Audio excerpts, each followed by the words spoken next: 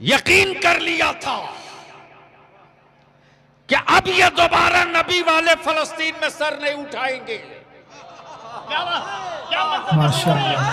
तो अब फलस्तीन वाले सर नहीं। तेरे जज्बे को सलाम, तेरी हिम्मत को सलाम, तेरे अज़्म को सलाम, तेरे अहद को सलाम। बता दिया फलस्तीन के मुस्तफा की बेटी फातिमा की कनीजों ने। अस्सलामु अलैकुम वरहमतुल्लाहि वबरकातुहू। तो आप इन मौलाना साहब को सुने, बहुत ही बेहतरीन तकरीर करी है इन्होंने, दिल को छू जाने वाली तकरीर करी है। आज तक अपनी लाइफ में इतनी कर्री तकरीर मैंने अभी तक नहीं सुनी। तो पहले इन मौलाना साहब की तकरीर सुनते हैं, उसके बाद इंशाल्लाह आगे भी बात करेंगे। पहले ये तकरीर सुनते हैं। आजकल के मौलाना लोगों को इस तरीके की तकरीर जरूर। तो शुरू करते हैं। बिस्मिल्लाहिर्रहमानिर्रहीम। देख सकते हो तो ये तस्वीर देख लो। आज पूरा अमेरिका लगा है। बेशक जिस इस्राइल ने यकीन कर लिया था कि अब ये दोबारा नबी वाले फलस्तीन में सर नहीं उठाएंगे। तो अब फलस्तीन वाले सर नहीं उठाएंगे, इसलिए कि 75 सालों से कुचला गया है ये। सर नहीं उठाएंगे। जब जब सर उठाया तब तक आतंकवादी का के मारा। कभी रॉकेट से मारा, कभी लॉन्चर से मारा, कभी गोलियों से मारा, कभी बंदूक से मारा, कभी डंडों से मारा। लेकिन बलियाबी कहता है बैतुल मुकद्दस की आजादी के लिए अपनी औलादों की जान का नजराना देने वाली मेरी कौम की बेटियों, तेरे जज्बे को सलाम, तेरी हिम्मत को सलाम, तेरे अज़्म को सलाम, तेरे अहद को सलाम। बता दिया फलस्तीन के मुस्तफा की बेटी फातिमा की कनीजों ने। बता दिया सैयदा फातिमा की कनीजों ने। ए दुनिया की औरतों, तुमने बेटा पैदा किया खानदान के लिए, मुस्तफा की उम्मत ने बेटा पैदा किया इस्लाम के लिए। इस्लाम बेशक बेशक वाकई हक बात है, हक बात है। अल्लाहू अकबर, नारे तकबीर, नारे रिसालत, हुजूर काफी है मिल्लत, हुजूर काफी है मिल्लत, हुजूर काफी है मिल्लत। दुनिया का मुसलमान, दुनिया का मुसलमान, भारत का मुसलमान, नारे तकबीर, नारे रिसालत। या रसूलल्लाह। सुनोगे तो बैठ जाओ। तवज्जो चाहूं। अगर किसी को डर लगता है तो जा सकता है, मेरी तरफ से छूट है। जिसका हार्ट कमजोर हो वो निकल ले, मेरी तरफ से छूट है। रोज बलियाबी को गीदड़ भभकियां मिलती हैं, चुप कब होवोगे? मैंने कहा कि दुनिया की अब तक कोई ताकत नहीं पैदा ली हुई इस जमीन पर जो नबी के गुलामों को चुप करा दे। जब सारी दुनिया का कुफ्र मिलकर बद्र में 313 को न चुप करा सके। काश मैं पत्थरों की गोद में आज ये गुफ्तगू नहीं करता। दीवानों तकरीर सुन लो, तकरीर क्या बोलेगा? ये बोझ बैठे हैं, बोझ नहीं पढ़नी है बात। सिर्फ जुब्बा और पगड़ी और लंबा कुर्ता से मौलवी थोड़ी कोई होता है यार, पढ़ना पड़ता। सुनोगे तो बोलना पड़ेगा। अरे बोल, डरता नहीं है तो बोल। दिल लगा मैं क्या कह रहा हूं। पूरी दुनिया का कुफ्र 313 को न डरा सका। पूरी दुनिया का कुफ्र 313 को न डरा सका। पूरी हुकूमत मिलकर एक कलीमुल्लाह को न डरा सकी। नमरूद का पूरा सत्ता मिलकर एक खलीलुल्लाह को न डरा सकी। और 22,000 यजीद का लश्कर मिलकर एक हुसैन को न डरा सके। और पूरी दुनिया के बदअकीदे मिलकर बरेली के एक अहमद रजा को न डरा सके। वाह वाह, क्या बात है, क्या बात है, वाह, जिंदाबाद जिंदाबाद। नारे रिसालत, नारे या रिसालत, रसूल अल्लाह। बस करे आला हज़रत, बस करे आला हज़रत।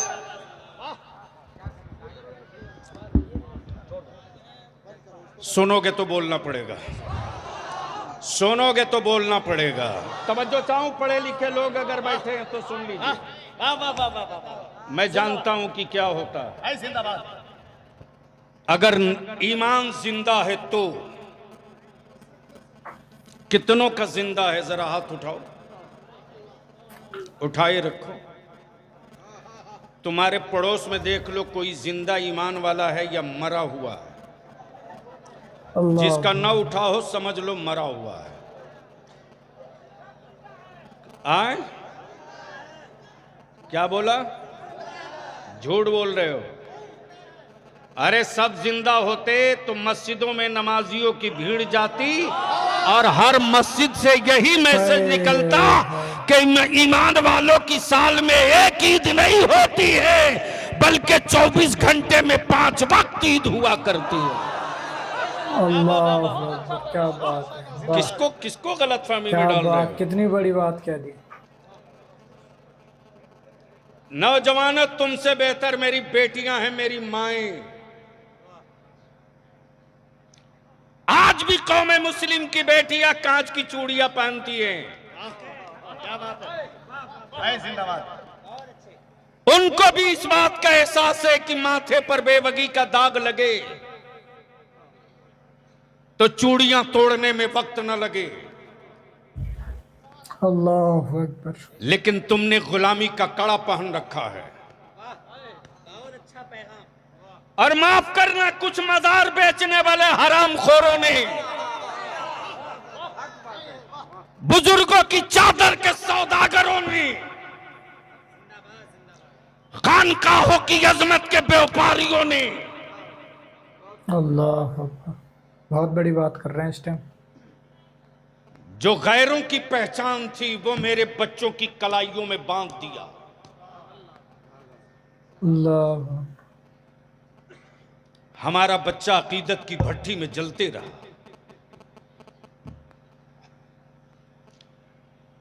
हुल्ला बोल होगा, तुम्हारा बलियावी हिम्मत ना हारा है ना हारेगा। इसलिए कि जिसका नाम रईसुल कलम अरशदुल कादरी था, उसके किताबे इश्क में लफ्ज शिकस्त कहीं लिखा ही नहीं है। अल्लाह अकबर। लफ्ज शिकस्त शायद तर्जमा करके बताना पड़ेगा। हाँ, बिल्कुल सहल उर्दू है, कोई भी समझ सकता है। मौलाना अली रजा मिसवाई, मौलाना अली रजा रहबर, जब नकल दुरुस्त नहीं है तो अकल कहां दुरुस्त होगी? क्या बात है। वो भी मैं रोज देखता हूं। आज पूरी दुनिया देख रही है जो फलस्तीन 75 साल से मारा गया।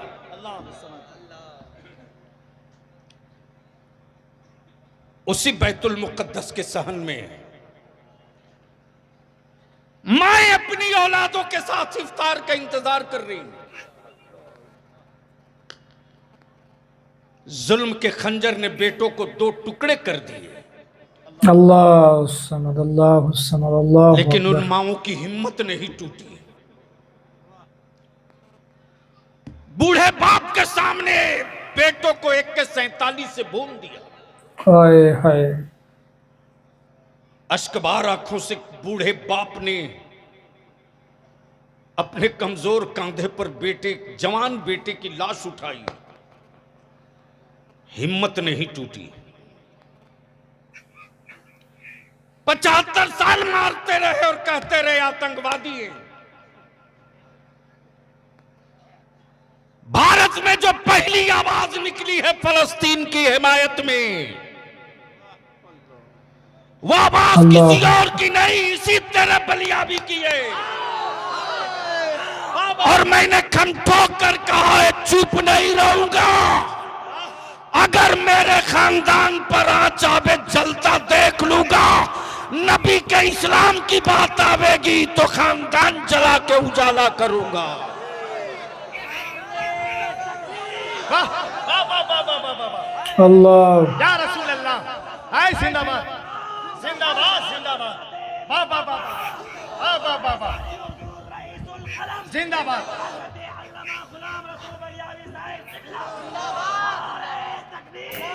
वाह वाह क्या बात है, अल्लाह अकबर अल्लाह अकबर। बैठो और सुनो इतिहास का पन्ना में पलट या रहा हूं। रसूल अल्लाह या रसूल। उलमाए किराम अगर संजीदगी से सुन रहे हैं तो तारीख का ये हिस्सा सुने। सन 1947 में जर्मनी में हिटलर ने इन यहूदियों को निकाला था, और जब निकाला इन यहूदियों के दोगलेपन की वजह से, तो अमेरिका ने इनको पनाह नहीं दिया, रूस ने इनको छुपने की जगह नहीं दिया।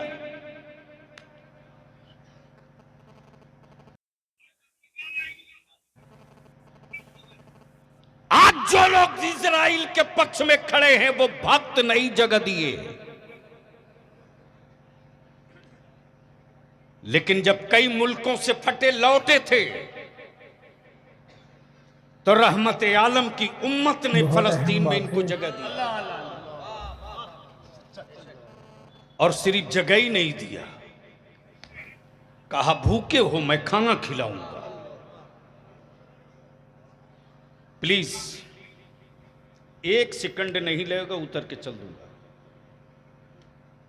कैमरा बंद करो, मोबाइल बंद करो। ये बलियाबी है। वाह वाह क्या बात है। तुम जैसे आवारा लोगों के लिए मैं खून जला रहा हूं, वरना खुद को जीने के लिए मेरे रब ने बहुत दे रखा है। बहुत अच्छे हक है। तवज्जो चाहो। फलस्तीन के ईमान वालों ने कहा भूखे हो आओ मैं रोटी दूंगा। तुमको किसी ने पानी नहीं पिलाया। हम उस हुसैन के मानने वाले हैं कि अपने दुश्मन को भी पानी पिलाते हैं। आओ, जगह दी, ठहरने को दिया, खाने को दिया। और यही अमेरिका की रखन जिसको यूएन अक़वाम मुत्तहिदा कहते, अल्लाह ब्रिटेन ने, अमेरिका ने, लंदन ने, इटली ने मिल करके उन यहूदियों को, कब्जा करने वाले यहूदियों को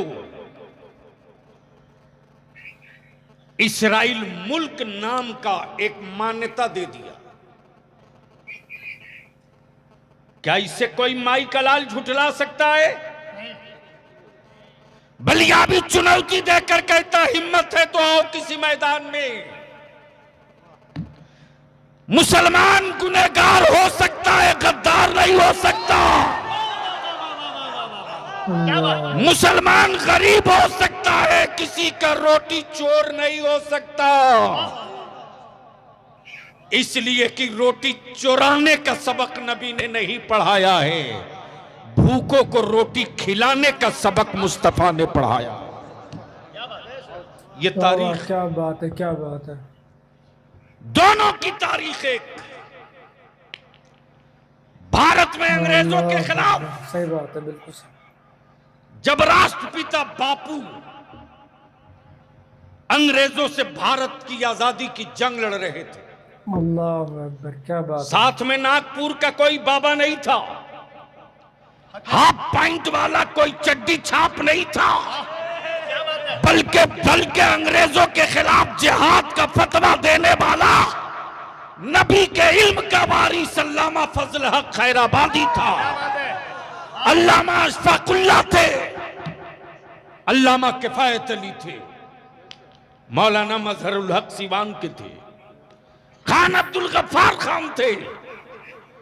उस वक्त विक्टोरिया के गुंडों ने यही कहा था, भारत की आजादी की बात करने वाले आतंकवादी हैं, सही बात।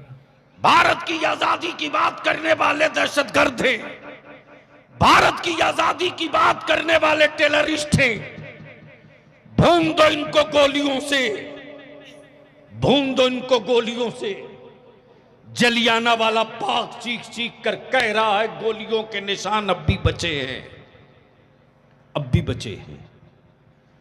दिल्ली से लेकर बंगाल तक शेरशाह सूरी रोड में कोई पेड़ ऐसा नहीं था जिस पेड़ पर किसी मुसलमान की लाश न लटक रही हो।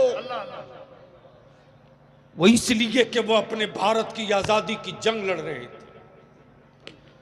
उस वक्त विक्टोरिया के गुंडों ने कहा था कि ये टेररिस्ट और दहशतगर्द हैं। ये किसने कहा था?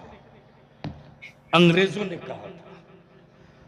और जिन लोगों ने अंग्रेजों की गुलामी की, चट्टी धोया, टुकड़े पर पले और हिंदुस्तान के जंग आजादी के मुजाहिदों का कत्लेआम कराया, सही बात। वो हरामखोर आजादी की जंग लड़ने वाली औलादों को आज दहशतगर्द कहते।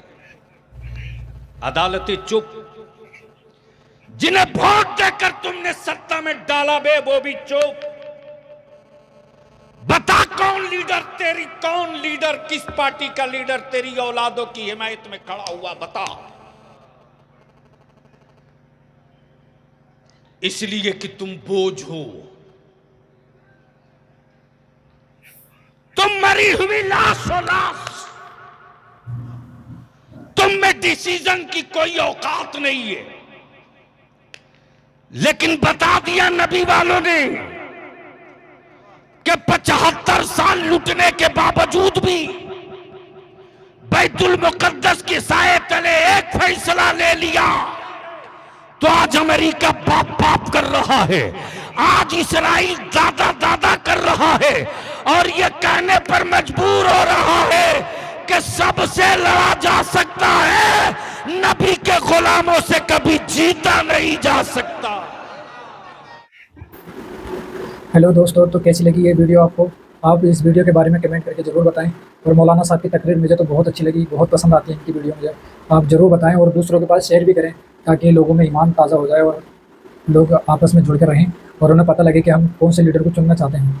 एक ऐसा लीडर चुनो जो आपके पक्ष में खड़ा रहे हर वक्त, इस तरीके से। तो मिलते हैं अगली वीडियो में। अस्सलाम वालेकुम।